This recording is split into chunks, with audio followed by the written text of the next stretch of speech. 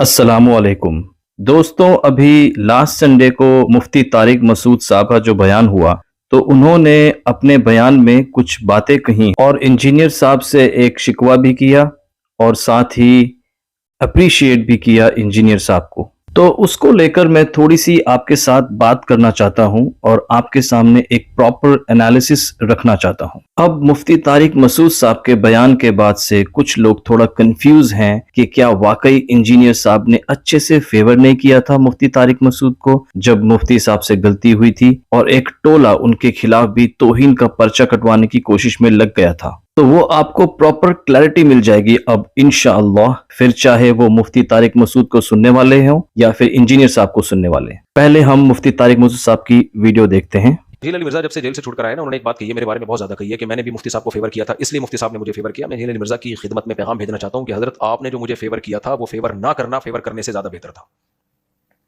क्योंकि आपने फेवर ये किया, बार बार ये अल्फाज दोहराए, गुस्ताखी तो की है, गुस्ताखी तो की है। आपको पता है जब आपने किसी को फतवा दे दिया कि गुस्ताखी की है तो पाकिस्तान में फिर कोई नहीं छोड़ता ऐसे शख्स को। आप तो मेरी जान को और ज्यादा गैर महफूज बना रहे थे। मैं कनाडा में था, इंजीनियर साहब ये बयान सुन रहा था, गुस्ताखी तो की है। मैंने जो आपको फेवर दिया है ना वो वाकई दिल से फेवर था। वो फेवर यह था कि गुस्ताखी नहीं की। रिटर्न में भी फतवा दिया अपनी स्टैम्प के साथ और मीडिया पे बयान भी दिया। तो मैं अपनी जंग छेड़ना चाहता इंजीनियर मिर्जा के साथ, लेकिन मैं बताना चाह रहा हूं कि आपने एक दफा नहीं जुमला बार बार दोहराया है, तो मैं नहीं समझता कि आपने मुझे फेवर किया था उस मौके पे।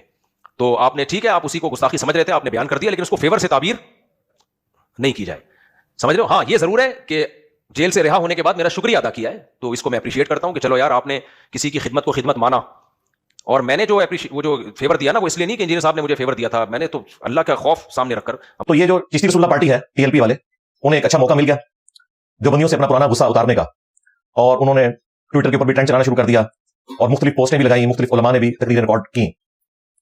अब वो खतरनाक बात भी आप याद रखिएगा कि इनके नजदीक तो तौबा कबूल ही नहीं है जब तक कि बंदे को मार ना दिया जाए। तो ये तौबा या रुजू रिकॉर्ड करवाना ये उन मुसलमानों के लिए जो कुरान और सुन्नत के मानने वाले हैं। जो बाबों के मानने वाले हैं वो तो अपने मौलवियों के और बाबों के पीछे चलते हैं, सीधी सी बात है।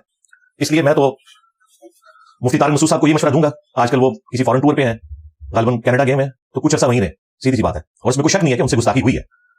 हमारा मौक़िफ़ ये है कि अनजाने में हुई, सबकत लिसानी है, स्लिप ऑफ टंग है, और जब उनकी तवज्जो दिलाई गई तो उन्होंने माजरत भी रिकॉर्ड करवा दी। उसमें उन्होंने कहा मैं रुजू करता हूं, अगरचे वो रुजू हमारे उलमा को एक्सेप्टेबल नहीं है, क्योंकि उनका मौक़िफ़ ये है कि गैर मशरूत माफी मांगनी चाहिए, अगर मगर के जरिए नहीं। तो मेरे ख्याल है मुफ्ती साहब को इस किस्म की भी एक माफी वीडियो में रिकॉर्ड करवा देनी चाहिए, अदरवाइज इन्होंने पीछे नहीं हटना। वैसे तो चांस है कि अभी भी पीछे ना हटे, लेकिन जब इनकी मुंह बोली आप ख्वाहिश पूरी कर देंगे तो फिर इनके पास कोई अखलाकी जवाब नहीं रहेगा। तो तारिक मसूद साहब के लिए मेरी रिक्वेस्ट यही है कि एक तो 2-3 महीने के लिए भी जहां है दूसरे मुल्क में वहीं रहे। नंबर 2, गैर मशरूत माफी की एक वीडियो अपलोड करें, क्योंकि उनके अपने मकबे फिक्र के भी बड़े बड़े उलमा उन्हें कंडेम कर रहे हैं, उतने सख्त अंदाज में नहीं, लेकिन बहरहाल उन्होंने ये माना कि गुस्ताखी हुई है। रहे बरेलवी हज़रात, तो वो तो मौके की तलाश में थे। तो मैं पर्सनली काफी ज्यादा फिक्रमंद हूं इस हवाले से।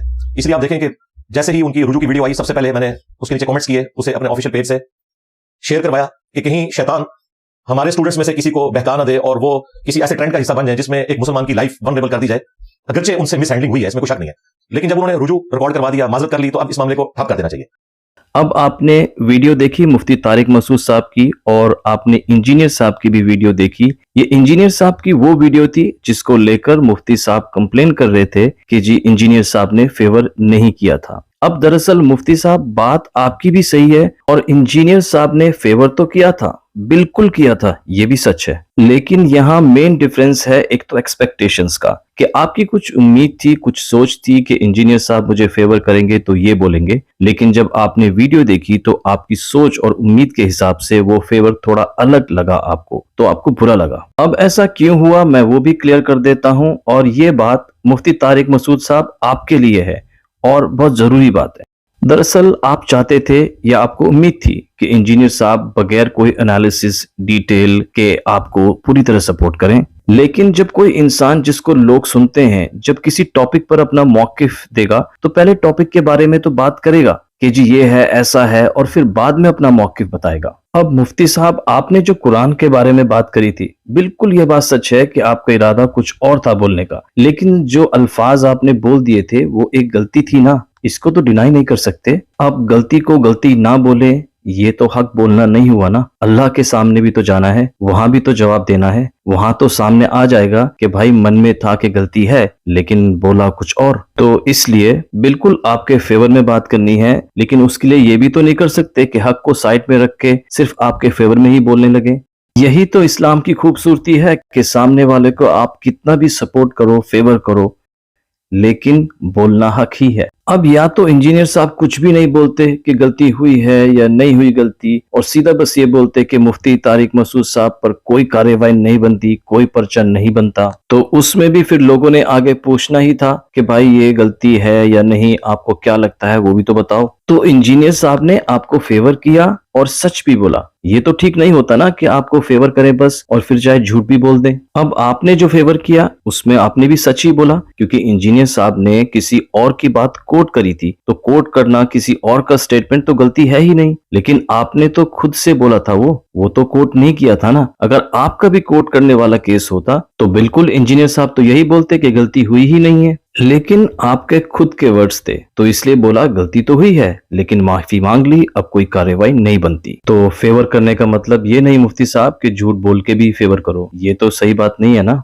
बाकी जैसा मैंने कहा था कि अपना अपना नजरिया है। इंजीनियर साहब के केस में आपने कहा 295C नहीं बनती, ये तो बोला, लेकिन जब बाद में जो एक वीडियो बनाई उसमें आपने क्या क्या बोला कि 295C तो नहीं, लेकिन हाँ गुस्ताखे साहबा, गुस्ताखे औलिया और बहुत कुछ बोला कि ये कार्रवाई होनी चाहिए और ये केस होना चाहिए। और फिर वो शरपसंद मुफ्ती वाहिद कुरैशी वो भी खुश हो गए थे बाद में, लेकिन इंजीनियर साहब ने और ना ही किसी स्टूडेंट ने शिकवा नहीं किया। पता है ऐसा क्यों? क्योंकि जब आपका मामला हुआ था तो आपको उम्मीद ये थी कि इंजीनियर साहब तो किसी भी फिरके से नहीं है, तो उन्हें तो कोई डर है ही नहीं कि फिरके में ऊपर सीनियर्स क्या बोलेंगे, तो इंजीनियर साहब तो खुल के फेवर करेंगे। और फिर जब आपने वो बात देखी जहां इंजीनियर साहब ने बोला था कि गुस्ताखी तो हुई है, जाहिर है फेवर का मतलब ये तो नहीं था कि सच साइड में रख के झूठी बोलने लगो। तो इंजीनियर साहब ने क्लियर कट ये बोला कि अब कोई कार्रवाई नहीं बनती। अब यहाँ इंजीनियर साहब के मामले में एक फिरके के कोई मुफ्ती मौलवी से उम्मीद नहीं थी कि वो खुल के सच बोलेगा इंजीनियर साहब के केस में, लेकिन आपने खुल के सच बोला, तो इसलिए यहाँ इंजीनियर साहब को और सभी स्टूडेंट्स को बहुत ज्यादा खुशी हुई उसकी, और फिर बाद में कोई शिकवा भी नहीं किया, भले ही आपने बाद में काफी कुछ बयान दिए।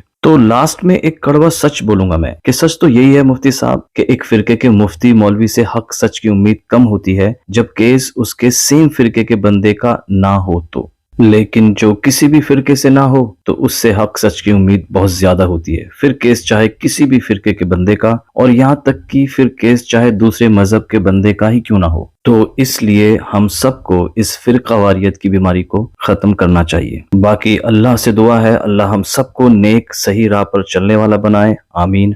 अस्सलामु अलैकुम व रहमतुल्लाहि व बरकातुहू।